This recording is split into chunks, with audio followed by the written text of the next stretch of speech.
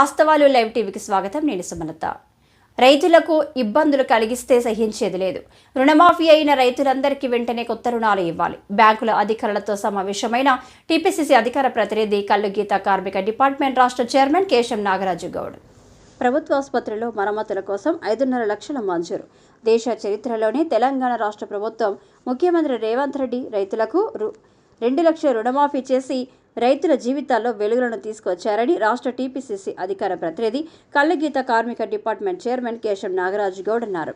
మంగళవారం ఆత్మకూరులోని SBI DCCB బ్యాంకులను సందర్శించి మేనేజర్లతో సమావేశమయ్యారు. రుణమాఫీ అయిన రైతులందరికీ వెంటనే కొత్త రుణాలు ఇచ్చి రైతులకు అండగా నిలవాలని కోరారు. బ్యాంకులలో రుణాలు మాఫీ అయిన రైతులను ఇబ్బందులకు గురి చేస్తున్నారంటూ ప్రతినిత్యం ఆరోపణలు వినిపిస్తున్నాయని అసహనం వ్యక్తం చేశారు. అన్నం పెట్టే రైతును ఇబ్బందులకు గురి చేస్తే సహించేది లేదని, రుణాలు మాఫీ అయిన రైతులందరికీ వెంటనే కొత్త రుణాలు ఇవ్వాలని సూచించారు. ఈ సందర్భంగా బ్యాంకుల మేనేజర్లు మాట్లాడుతూ కొన్ని సాంకేతిక కారణాల వల్ల రుణాల మాఫీ విషయంలో కొద్దిగా ఆలస్యం అవుతుందని, రైతులందరికీ రుణాలు ఇస్తామని అన్నారు. ప్రభుత్వ ఆసుపత్రి మరమ్మతుల కోసం 5.5 లక్షల మంజూరు. ఆత్మకూరులోని కమ్యూనిటీ హెల్త్ సెంటర్ పాతగా కావడంతో అక్కడక్కడ పెచ్చులు ఊడుతూ శిథిలావస్థకు చేరిన నేపథ్యంలో శాసనసభ్యులు వాకిటి శ్రీహరి జిల్లా కలెక్టర్తో కలిసి గతంలోని ఆసుపత్రిని సందర్శించి సమస్యలను అడిగి తెలుసుకున్నట్లు నాగరాజు గౌడ్ గుర్తు చేశారు. ఆసుపత్రి మరమ్మతుల కోసం 5.5 లక్షలను మంజూరు చేయడం జరిగిందని వివరించారు. ఆన్లైన్ ద్వారా టెండర్ జరిగిందని, త్వరలోనే మరమ్మతుల పనులు పూర్తి చేస్తామని హామీ ఇచ్చారు. కొత్త ఆసుపత్రి భవన నిర్మాణం కోసం ప్రతిపాదనలు. ఆత్మకూరు కమ్యూనిటీ హెల్త్ సెంటర్ పూర్తిగా శిథిలావస్థకు చేరిన సందర్భంగా కొత్త ఆసుపత్రి భవన నిర్మాణం కోసం శాసనసభ్యులు వాకిటి శ్రీహరి ప్రతిపాదనలు పంపించారని, ఈ విషయమై రాష్ట్ర ముఖ్యమంత్రి యనమల రేవంత్ రెడ్డితో వైద్య ఆరోగ్య శాఖ మంత్రి దామోదర రాజనరసింహతో మాట్లాడినట్లు నాగరాజు గౌడ్ గుర్తు చేశారు.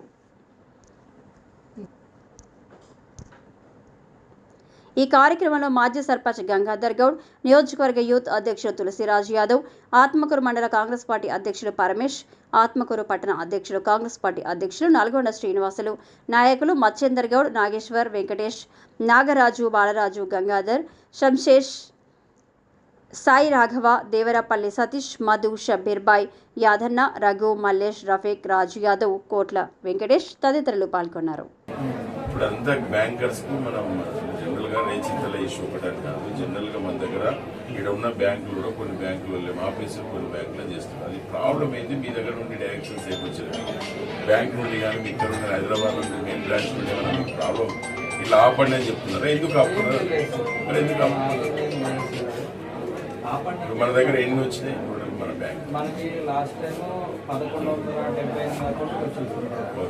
Nearly 7 crores 20 lakhs below 1 lakh వాళ్ళకి. ఈ రిమైనింగ్ ఈ రోజు 1 lakh 150 వరకు ఈ రోజు అందరికి తెలిసిన విషయం వచ్చింది. లాస్ట్ టైం బిలో 1 lakh వరకు అయితే 1178 దాకా వచ్చింది. లక్ష రూపాయలు ఎన్ని ఉన్నాయంటే 1485 మంది 1 lakh బిఫోర్ ఉన్నది 1485 మంది మన ఆత్మకూరు. ఇప్పుడు మనకు మాఫీ 1178 కోట్లకు మాఫీ వచ్చింది. అంటే ఎందుకంటే కొన్ని గవర్నమెంట్ 18 నుంచి మనకి 2018 నుంచి 2019 అంటే డిసెంబర్ 2023 మధ్యలోన అట్లీస్ట్ ఒక్కసారైనా 2 వల్ల ఉండాలి, లేదా ఫ్రెష్ శాంక్షన్ అయినా వాళ్ళకి మాత్రమే మనకి క్రెడిట్ బ్యాంక్ డేటా అనేది అడిగారు. గవర్నమెంట్ అడిగిన డేటా ఇది. మన అంతకన్నా ముందు వాటికి ఒకవేళ 2018 కానీ 17 అంటే 18 డిసెంబర్ 12 కన్నా ముందు ఉన్నది తీసుకుంటారు కదా, తీసుకొని మళ్ళీ రెన్యువల్ చేసిన వాళ్ళు కూడా వచ్చింది కూడా. సార్ మస్ట్ రెన్యువల్ అంటే రెన్యువల్ కానీ శాంక్షన్ కానీ అప్పుడు తీసుకున్న వాళ్ళకైతే మనకి అప్డేట్ సార్ ఏం లేదు. మనకు ఇప్పుడు రెన్యువల్ అయ్యేటప్పుడు కొంతమంది చాలా మంది టైం ఉంది కదా, అంటే 20 రోజులు అటు రెన్యువల్ కానీ లేట్ కూడా అది సిబ్బంది కోసం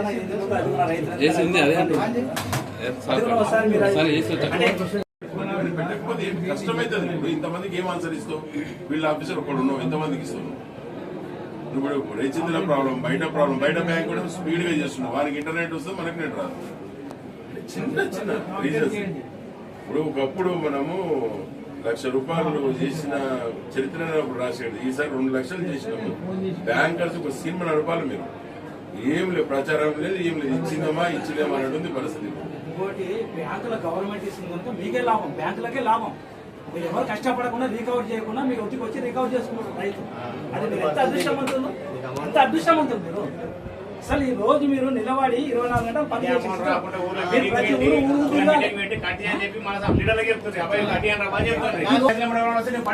గవర్నమెంట్ ఎప్పుడైతే మీకు పైసలు వేసిందో మీరు పైసలు ఉంటే ఇప్పుడు రైతు మొత్తం తిండి స్థాయిలో ఉంటుంది. ఎందుకంటే మీరు పైసలు వేసి గవర్నమెంట్ అది అవసరమే సార్.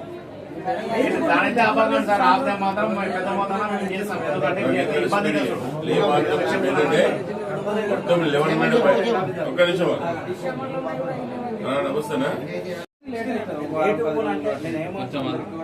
దాని వల్ల ఎందుకు లేట్ అయింది, అది కూడా ఎందుకు లేట్ అయింది, అది కూడా ఒక సమాచారం. ఎందుకంటే లేట్ ఎందుకు అయింది, 20 రోజులు ఎందుకు లేట్ అయింది. మన బ్యాంకులో అయితే సతాయిస్తున్నాడు సార్. అదే మీరు చెప్పుకొని లేట్ చేసిన మొత్తం రైతులు ఒకటి ఏబీజీ బ్యాంక్ లో ఇప్పుడు పోతే కంటిన్యూ ఇప్పించేస్తున్నాం మా వాళ్ళకి పడింది అమౌంట్ ఇచ్చి మనం ఇన్వాల్వ్ చేసి అమౌంట్ పాటిస్తున్నాడు. మీరేమైనా ఇన్వాల్వ్ అయిన వాళ్ళు స్పాట్ వేసేస్తున్నారు, నెక్స్ట్ డే వేస్తున్నారు. ఇన్వాల్వ్ లేని ఒక 3-4 days, ఎందుకంటే ఆయన లీవ్ లో ఉండే ఒక ఆయన నిన్న వచ్చాడు. నిన్నటి నుంచి మాక్సిమం అయిపోతుంది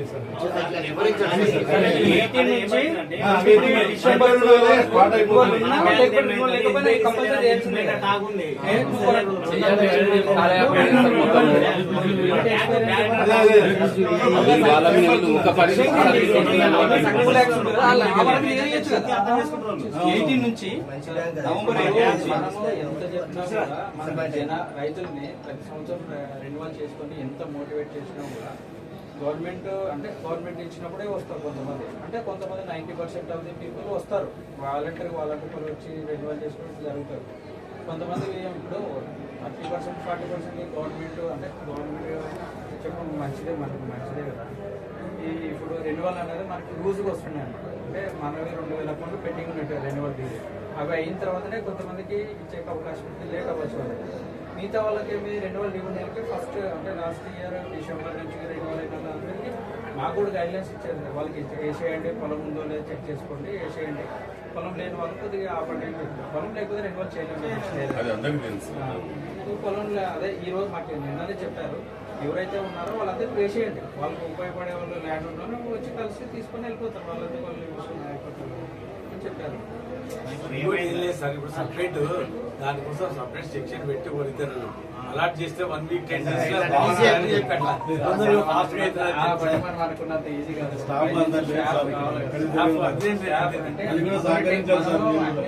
సిస్టమ్స్ కూడా కొన్నిసార్లు సాధించాలి. నెట్వర్క్ ఇష్యూస్ కానీ టెక్నికల్ ఇష్యూస్ కానీ అట్లా కొన్ని డిలే అవుతాయి. వేరే బ్యాంకులో నేను ఏమంటాడు చిన్నది చెప్తున్నాను. వీక్నెస్ ఏంటంటే యూనియన్ బ్యాంక్ కానీ ఎస్బీఐ బ్యాంక్ మనము ఇంటర్నెట్ స్పీడ్ ఇంటర్నెట్ తీసుకోవడం దాన్ని సొంతంగా కూర్చుంటుంది. ఏమైందంటే మనం అందరూ కూడా అకౌంట్స్ మ్యాక్సిమం నుండి ప్రైవేట్ సెక్టర్ ప్రాబ్లం దగ్గర సర్వర్ డౌన్ అంటారు. దానికి ఏం చేయాలి, మీరు ఒక బాక్స్ పెట్టుకొని దానికి ఏమి ఇంట్లోకి తీయరు కదా. మీరు ఏమంటారు అంటే నేను చెప్పింది నాకు తెలుసు. బ్యాంకులో నేను ఒక చిన్న సజెషన్ ఏమి ఇస్తున్నానంటే, ఇప్పుడు రైతులకు ఏమైందంటే గవర్నమెంట్ ఉంటే ఎప్పుడైతే పడ్డదో ఇమ్మీడియట్ గవర్నమెంట్ వాళ్ళ సైకాలజీ అర్థమైందంటే వాళ్ళ సైకాలజీ. లేకపోతే నాకు రాదనుకుంటే ఇంటికాడ పోయి అరే మాకు రాలే వానికి వచ్చింది, మాకు రాలే వానికి వచ్చిందని ఏమైందంటే గవర్నమెంట్ అనేది బ్లేమ్ అవుతుంది. ఇప్పుడు రేవంత్ అని ఏం చెప్పి ఇట్లా కొట్టంగా అందరి దాంట్లో కొత్త డిలీట్ అవుతా అన్నాడు. నువ్వేం చేస్తున్నావు బ్యాంకులా, ఇప్పుడు ఉన్నటువంటి మన సెక్టార్ బ్యాంకులలో మీరేం పని చేస్తున్నారంటే ఇది ప్రాబ్లం అవుతుంది. ఏమైతే వాళ్ళ ఊర్లోకి ఏం చేస్తారు, 4 వచ్చి ఉంటుంది, ఇంక 7 మందికి వచ్చి లేకుంటారు. మీదేంది మాది రాలేదంటే ఇప్పుడు గవర్నమెంట్ బ్లేమ్.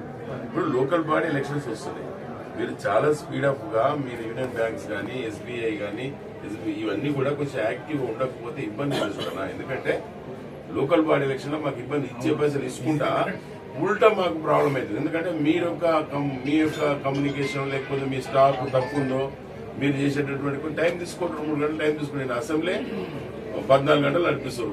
ఉదయం ఈ రోజు ఎర్లీ మార్నింగ్ 3 గంటలకు బంద్ అయింది. ఇప్పుడు మీరు ఒక టైం తీసుకోండి, కరెక్ట్ తక్కువ 5 అనగానే బంద్ చేస్తే అంటే ఇప్పుడు గవర్నమెంట్ కోఆపరేషన్ అయితే చేయాలి కదా. ఇచ్చినప్పుడు అప్పుడు కొంచెం మీరు ఎక్స్టెన్షన్ 2 గంటలకు ఎక్కువ పని చేయండి. సాయంత్రం ఏమైందంటే రైతులకు వాళ్ళ అమాయకులు వాళ్ళు ఏం చేస్తారంటే నాకు రాలేదంటే అనేది స్కిల్స్ వాళ్ళు నాకు రాలేదనే వరకు ఊర్లో టౌన్ లేపుతారు. అరే మీకు వచ్చే మాకు రాలే, మాకు గీయలే గవర్నమెంట్ అని అనవసరంగా గవర్నమెంట్ మీద బ్లేమ్ చేస్తారు. ఏమవుతుంది, ఇప్పుడు పక్కన బ్యాంకులు ఇస్తారు, మన బ్యాంక్ సర్వీస్ కూడా ఏమైతుందో దాపోతుంది. ఇప్పుడు పక్కన బ్యాంకులు ఇస్తారు కదా, ఏబీజీలో అన్ని బ్యాంకులు ఇస్తారు, మన బ్యాంకులో ఇప్పుడు వాళ్ళకి అర్థం చేస్తారు. రైతు రుణమాఫీకి సంబంధించి ఏదైతే 1,00,000 లోపు పోయిన వారం ఇవ్వడం జరిగింది, ఈరోజు 1,50,000 లోపు ఉన్నటువంటి లోన్ల గురించి రుణమాఫీ గురించి ఈరోజు కూడా అన్ని బ్యాంక్స్ కూడా క్యాష్ రావడం జరిగింది.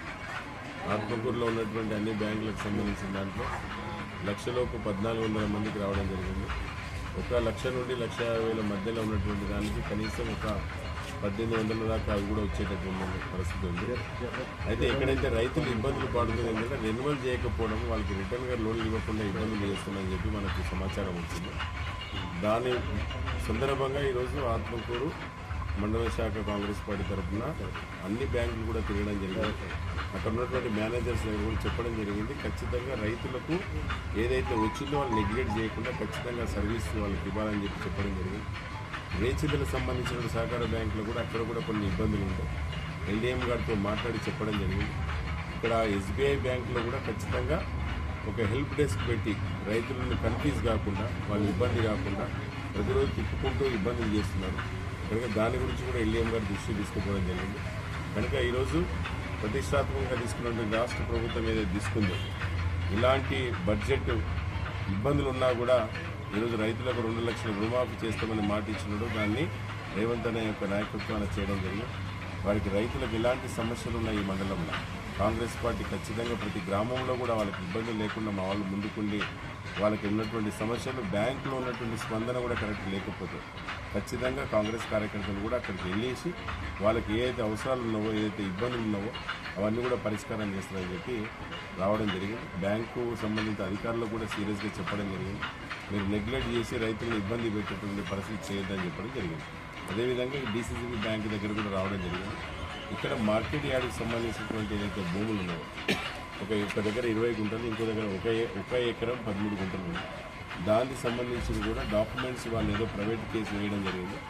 దానికి సంబంధించిన డాక్యుమెంట్స్ కూడా ఎక్కడ ఉన్నాయని చెప్పి డీసీసీ బ్యాంక్ దగ్గర కూడా రావడం జరిగింది. ఇక్కడ కూడా ఆ డాక్యుమెంట్స్ కలెక్ట్ చేసి పెట్టమని జరిగింది.